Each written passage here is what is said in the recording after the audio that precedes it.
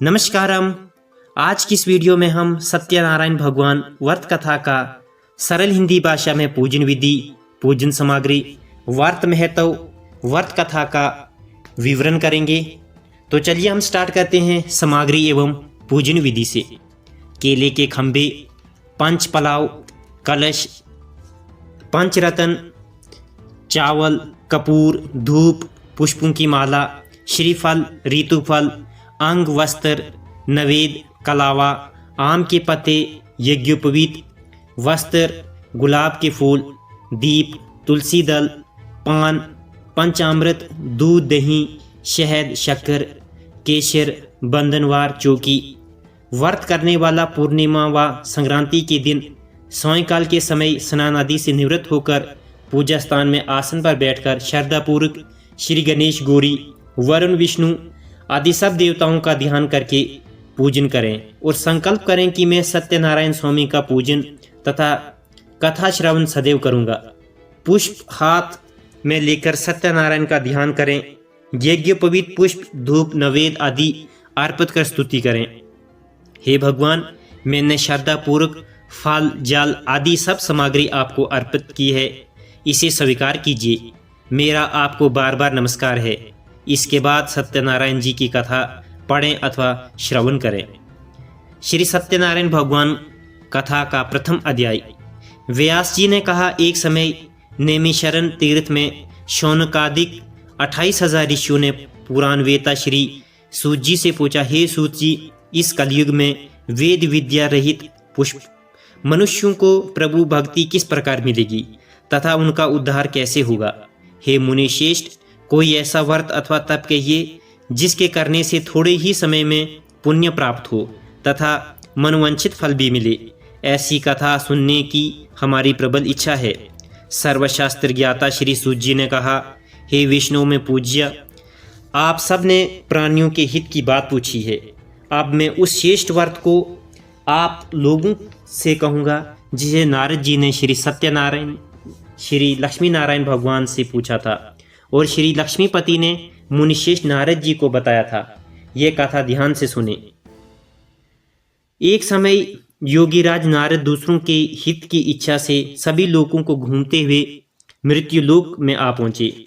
यहाँ अनेक योनियों में जन्मे पराए सभी मनुष्यों को अपने कर्मों के अनुसार अनेक दुखों से पीड़ित देखकर उन्होंने विचार किया कि किस यंत्र के करने से निश्चित ही प्राणियों के दुख का नाश हो सकेगा। ऐसा मन में विचार कर श्री नारद विष्णु लोक गए। वहां श्वेत वर्ण और 4 भुजाओं वाले देवों के ईश भगवान नारायण को, जिनके हाथों में शंख, चक्र, गदा और पद थे तथा वनमाला पहने हुए थे, देखकर स्तुति करने लगे। नारद जी ने कहा, हे भगवान, आप अत्यंत शक्ति से संपन्न हैं। मन तथा वाणी भी आपको नहीं पा सकती। आप आदि, मध्य, अंत भी हैं। आप निर्गुण स्वरूप सृष्टि के कारण भक्तों के दुखों को नष्ट करने वाले हैं। आपको मेरा नमस्कार है। नारद जी से इस प्रकार की स्तुति सुनकर विष्णु भगवान बोले, हे मुनिश्रेष्ठ, आपके मन में क्या है? आपका किस काम के लिए यहाँ आगमन हुआ है? निसंकोच कहिए। तब नारद मुनि ने कहा, मृत्यु लोक में सब मनुष्य जो अनेक योनियों में पैदा हुए हैं, अपने अपने कर्मों द्वारा अनेक प्रकार के दुखों से दुखी हो रहे हैं। हे नाथ, यदि आप मुझ पर दया रखते हैं तो बताइए कि उन मनुष्यों के सब दुख थोड़े ही पर्यंतन से कैसे दूर हो सकते हैं? श्री विष्णु भगवान ने कहा, हे नारद, मनुष्यों की भलाई के लिए तुमने बहुत अच्छा प्रश्न किया है। जिस व्रत के करने से मनुष्य मोह से छूट जाता है, वह व्रत मैं तुमसे कहता हूँ, सुनो। बहुत पुण्य देने वाला, स्वर्ग तथा मृत्यु लोक दोनों में दुर्लभ एक उत्तम व्रत है, जो आज मैं प्रेमवश होकर तुमसे कहता हूँ। श्री सत्यनारायण भगवान का ये व्रत विधि विधान पूर्वक संपन्न करके मनुष्य इस धरती पर सुख भोग कर मरने पर मोक्ष को प्राप्त होता है। श्री विष्णु भगवान के वचन सुनकर नारद मुनि बोले, हे भगवान, उस व्रत का फल क्या है?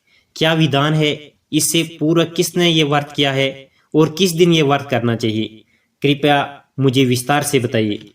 श्री विष्णु भगवान ने कहा, हे नारद, दुख, शोक आदि दूर करने वाला ये व्रत सब स्थानों में विजय करने वाला है। भक्ति और श्रद्धा के साथ किसी भी दिन मनुष्य श्री सत्यनारायण भगवान की संध्या के समय ब्राह्मणों और बंधुओं के साथ धर्मपरायण होकर पूजा करे। भक्ति भाव से नवेद, केले के फल, शहद, घी, शक्कर अथवा गुड़, दूध और गेहूं का आटा सवैया लेवे। गेहूं के अभाव में साठी का चूर्ण भी ले सकते हैं। इन सब के भक्ति भाव से भगवान को अर्पण करें। बंधुओं सहित ब्राह्मणों को भोजन कराएं। इसके पश्चात स्वयं भोजन करें। रात्रि में नाम संकीर्तन आदि का आयोजन कर श्री सत्यनारायण भगवान का स्मरण करता हुआ समय व्यतीत करें। इस तरह से मनुष्य व्रत करेंगे, उनका मनोरथ निश्चित ही पूर्ण होगा। हे भक्तराज, तुमसे तो विकराल कलिकाल के कर्म छिपे नहीं हैं। खान पान और आचार विचार को चाहते हुए भी पवित्रता न रख पाने के कारण, क्योंकि जीव मेरा नामस्मरण करके ही अपना लोक परलोक संवार सकेंगे, इसलिए विशेष रूप से कलिकाल में मृत्यु लोक में यही एक लघु और आसन उपाय है, जिससे अल्प समय और अल्प धन में प्रत्येक जीव को महान महत्व पुण्य प्राप्त हो सकता है। इति श्री सत्यनारायण व्रत कथा का प्रथम अध्याय संपूर्ण।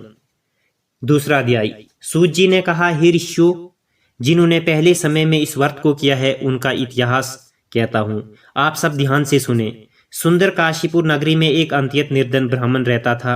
वह ब्राह्मण भूख और प्यास से बेचैन होकर नित्य पृथ्वी पर घूमता था। ब्राह्मणों से प्रेम करने वाले श्री विष्णु भगवान ने ब्राह्मण को दुखी देखकर एक दिन बूढ़े ब्राह्मण का रूप धारण कर निर्धन ब्राह्मण के पास जाकर आदर के साथ पूछा, हे प्रिया, तुम नित्य ही दुखी होकर पृथ्वी पर क्यों घूमते हो? हे श्रेष्ठ ब्राह्मण, ये सब मुझसे कहो, मैं सुनना चाहता हूँ। दरिद्र ब्राह्मण ने कहा, मैं निर्धन ब्राह्मण हूँ, भिक्षा के लिए पृथ्वी पर फिरता हूँ। हे भगवान, यदि आप इससे छुटकारा पाने का कोई उपाय जानते हो तो कृपा कर मुझे बताइए, मैं आपकी शरण हूँ। वृद्ध ब्राह्मण का रूप धारण किए हुए श्री विष्णु भगवान ने कहा, हे ब्राह्मण, श्री सत्यनारायण भगवान मनवांछित फल देने वाले हैं, इसलिए तुम उनका पूजन करो, जिसके करने से मनुष्य सब दुखों से मुक्त हो जाता है।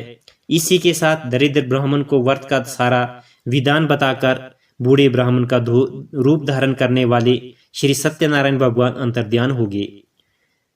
जिस व्रत को वृद्ध ब्राह्मण ने बतलाया है, मैं उसको अवश्य करूंगा, यह निश्चय कर वे दरिद्र ब्राह्मण घर चला गया। परंतु उस रात्रि उस दरिद्र ब्राह्मण को नींद नहीं आई। अगले दिन वह जल्दी उठा और श्री सत्यनारायण भगवान का व्रत करने का निश्चय कर भिक्षा मांगने के लिए चल दिया। उस दिन उसको भिक्षा भी बहुत धन मिला, जिससे उसने पूजा का सब सामान खरीदा और घर आकर अपने बंधुओं के साथ भगवान श्री सत्यनारायण का व्रत किया। इसके करने से वह दरिद्र ब्राह्मण सब दुखों से छूटकर अनेक प्रकार की संपत्तियों से युक्त हो गया। उस समय से वे प्रिया हर मास व्रत करने लगा। सत्यनारायण भगवान के व्रत को जो शास्त्र विधि के अनुसार श्रद्धा पूर्वक करेगा, वह सब पापों से छूटकर मोक्ष को प्राप्त होगा। आगे जो मनुष्य पृथ्वी पर श्री सत्यनारायण भगवान का व्रत करेगा, वह सब दुखों से छूट जाएगा। इस तरह नारद जी ने सत्यनारायण भगवान का कहा हुआ ये व्रत मैंने तुमसे कहा। हे विप्रिय, अब आप और क्या सुनना चाहते हैं, मुझे बताएं। ऋषियों ने कहा, हे मुनीश्वर, संसार में इस विप्रिया से सुनकर किस किस ने इस व्रत को किया, हम सब सुनना चाहते हैं, इसके लिए हमारे मन में श्रद्धा है। श्री सूत जी ने कहा, हे मुनियों, जिस प्राणी ने इस व्रत को किया है उन सब की कथा सुनो। एक समय वे ब्राह्मण धन और ऐश्वर्या के अनुसार बंधुओं के साथ अपने घर पर व्रत कर रहा था। उसी समय एक लकड़ी बेचने वाला बूढ़ा ब्राह्मण व्यक्ति वहां आया। उसने सिर पर रखा लकड़ियों का गट्ठर बाहर रख दिया और विप्रिया के मकान में चला गया। प्यास से दुखी लकड़हारे ने विप्रिया को व्रत करते देखा, प्यास को भूल गया। उसने विप्रिया को नमस्कार किया और पूछा, हे विप्रिया, आप ये किसका पूजन कर रहे हैं? इस व्रत को करने से क्या फल मिलता है? कृपया करके मुझे बताइए। ब्राह्मण ने कहा, सब मनोकामनाओं को पूर्ण करने वाला ये श्री सत्यनारायण भगवान का व्रत है। उनकी ही कृपा से मेरे यहाँ धन आदि की वृद्धि हुई है। विप्रिया ने इस व्रत के बारे में जानकर यह लकड़हारा बहुत प्रसन्न हुआ। भगवान का चरणामृत ले और भोजन करने के बाद वे अपने घर को चला गया। अगले दिन लकड़हारे ने अपने मन में संकल्प किया कि आज गांव में लकड़ी बेचने से जो धन मिलेगा उसी से भगवान सत्यनारायण का उत्तम व्रत करूंगा। ये मन में विचार कर वह लकड़हारा लकड़ियों का गट्ठर अपने सिर पर रखकर जिस नगर में धनवान लोग रहते थे ऐसे सुंदर नगर में गया। उस दिन उसे उन लकड़ियों का दाम पहले से चौगुना मिला। तब वह बूढ़ा लकड़हारा अति प्रसन्न होकर पके केले, शक्कर, शहद, घी, दूध, दही और गेहूं का चूरन इत्यादि से श्री सत्यनारायण भगवान के व्रत की सभी सामग्री लेकर अपने घर आ गया। फिर उसने अपने बंधुओं को बुलाकर विधि विधान के साथ भगवान का पूजन और व्रत किया। उस व्रत के प्रभाव से वे बूढ़ा लकड़हारा धन, पुत्र आदि से युक्त हुआ और संसार के समस्त सुख भोगकर बैकुंठ को चला गया। इति श्री सत्यनारायण व्रत कथा का द्वितीय अध्याय संपूर्ण। तीसरा अध्याय। श्री सूत जी ने कहा, हे ऋषियों, श्रेष्ठ मुनियों, अब आगे की एक कथा कहता हूँ। पूर्व काल में उल्कामुख नाम का एक महान बुद्धिमान राजा था। वह सत्यवक्ता और जितेंद्रिय था। प्रतिदिन देवस्थानों पर जाता था तथा गरीबों का धन देकर उनको कष्ट से दूर करता था। उसकी पत्नी कमल के समान सुख मुख वाली और सती साध्वी थी। भद्रशिला नदी के तट पर उन दोनों ने श्री सत्यनारायण भगवान का व्रत किया। उस समय वे वहां साधु नामक एक वेश्या आया। उसके पास व्यापार के लिए बहुत सा धन था। वे वेश्या नाव को किनारे पर ठहराकर राजा के पास आया। राजा ने व्रत करते हुए देखकर उसने विनय के साथ पूछा, हे राजन, भक्ति युक्त चित्त से ये आप क्या कर रहे हैं? मेरे सुनने की इच्छा है। कृपया आप मुझे भी बताएं। महाराज उल्कामुख ने कहा, हे साधु वेश्य, मैं अपने बंधुओं के साथ पुत्र आदि की प्राप्ति के लिए महाशक्तिमान सत्यनारायण भगवान का व्रत व पूजन कर रहा हूँ। राजा के वचन सुनकर साधु नामक वेश्या ने आदर से कहा, हे राजन, मुझे भी इसका सब विधान बताइए। मैं भी आपके कथानुसार इस व्रत को करूंगा। मेरा भी कोई संतान नहीं है। मुझे विश्वास है इससे निश्चित ही मेरे भी संतान होंगे। राजा से सब विधान सुन व्यापार से निवृत्त हो वे वेश्या अनंत के साथ अपने घर आया। वेश्या ने अपनी पत्नी के से संतान देने वाले उस व्रत का समाचार सुनाया और प्रण किया कि जब मेरी संतान होगी तब मैं इस व्रत को करूंगा। साधु ने ये वचन अपनी पत्नी लीलावती से भी कहे। एक दिन उसकी पत्नी लीलावती आनंदित हो सांसारिक धर्म में प्रवृत्त होकर श्री सत्यनारायण भगवान की कृपा से गर्भवती हो गई। 10वें महीने में उसने एक सुंदर कन्या को जन्म दिया। दिनों दिन वह कन्या इस तरह बढ़ने लगी जैसे शुक्ल पक्ष का चंद्रमा बढ़ता है। कन्या का नाम कलावती रखा गया। तब लीलावती ने मीठे शब्दों में अपने पति को स्मरण दिलाया कि आपने जो भगवान का व्रत करने का संकल्प किया है, अब आप उसे पूर्ण करिए। साधु वेश्या ने कहा, हे प्रिया, मैं कन्या के विवाह पर इस व्रत को करूंगा। इस प्रकार अपनी पत्नी को आश्वासन दे वे व्यापार करने चला गया। कलावती पितृगृह में वृद्ध को प्राप्त हो गई। लौटने पर साधु ने जब नगर में सखियों के साथ अपनी पुत्री को खेलते देखा तो दूत को बुलाकर कहा कि उसकी पुत्री के लिए कोई सुयोग्य वर देख कर लाओ। साधु नामक वेश्या की आज्ञा पाकर दूत कंचन नगर पहुंचा और खोज कर देख बहाल कर वेश्या की लड़की के लिए एक सुयोग वनिक पुत्र ले आया। उस सुयोग लड़के को देखकर साधु नामक वेश्या ने अपने बंधु सहित प्रसन्नचित होकर अपनी पुत्री का विवाह उसके साथ कर दिया। दुर्भाग्य से वह विवाह के समय भी सत्यनारायण भगवान का व्रत करना भूल गया। इस पर श्री भगवान क्रोधित हो गए। उन्होंने वेश्या को शाप दिया कि तुम्हारे दरुना दुख प्राप्त होगा।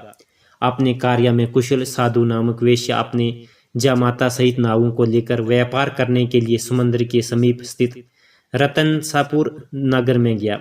दोनों ससुर जमाई चंद्रकेतु राजा के उस नगर में व्यापार करने लगे। एक दिन भगवान सत्यनारायण की माया से प्रेरित एक चोर राजा का धन चुराकर भागा जा रहा था। राजा के दूतों को अपने पीछे वेग से आते देखकर चोर ने घबराकर राजा के धन को वहीं नाव में चुपचाप रख दिया जहां वे ससुर जमाई ठहरे हुए थे और भाग गया।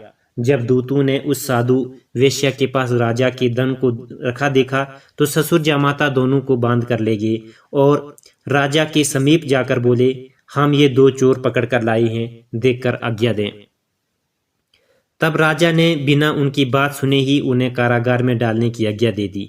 इस प्रकार राजा की आज्ञा से उनको कठिन कारावास में डाल दिया गया तथा उनका धन भी छीन लिया गया। सत्यनारायण भगवान के श्राप के कारण साधु वेश्या की पत्नी लीलावती व पुत्र कलावती भी घर पर बहुत दुखी हुई।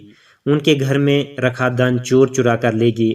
शारीरिक व मानसिक पीड़ाएं तथा भूख प्यास से अति दुखित हो भोजन की चिंता में कलावती कन्या एक ब्राह्मण के घर गई। उसने ब्राह्मण को श्री सत्यनारायण भगवान का व्रत करते देखा। उसने कथा सुनी तथा प्रसाद ग्रहण कर रात को घर आई।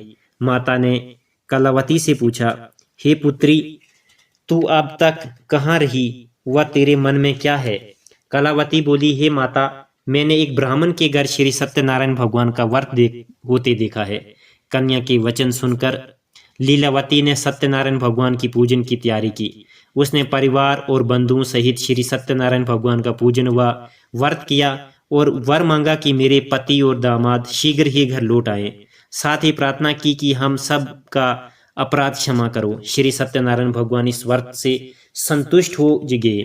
उन्होंने राजा चंद्रकेतु को स्वप्न में दर्शन देकर कहा, हे राजन, जिन दोनों वेश्यों को तुमने बंदी बना रखा है वे निर्दोष हैं, उन्हें पता ही छोड़ दो। उनका सब धन जो तुमने ग्रहण किया है लौटा दो, अन्यथा मैं तेरा धन, राज्य, पुत्र आदि सब नष्ट कर दूंगा। राजा से ऐसे वचन कहकर भगवान अंतर्ध्यान हो गए। प्रातःकाल राजा चंद्रकेतु ने सभा में सबको अपना स्वप्न सुनाया और सैनिकों को आज्ञा दी कि दोनों वनिक पुत्रों को कैद से मुक्त कर सभा में लाया जाए। दोनों ने आते ही राजा को प्रणाम किया। राजा ने कोमल वचनों से कहा, हे महानुभाव, तुम्हें भविष्य ऐसा कठिन दुख प्राप्त हुआ है, अब तुम्हें कोई भय नहीं है, तुम मुक्त हो। इसके बाद राजा ने उनको नए नए वस्त्र भूषण पहनवाए तथा उनका जितना धन मिला लिया था उसे दूना लौटाकर आदर से विदा किया। दोनों वेश्या अपने घर को चले गए। इति श्री सत्यनारायण व्रत कथा का तीसरा अध्याय संपूर्ण। चौथा अध्याय।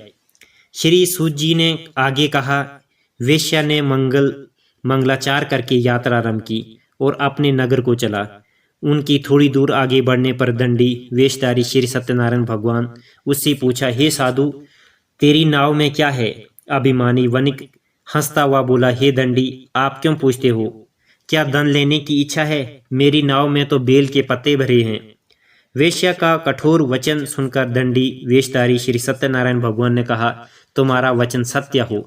ऐसा कहकर वे वहां से चले गए और कुछ दूर जाकर समुद्र के किनारे बैठ गए।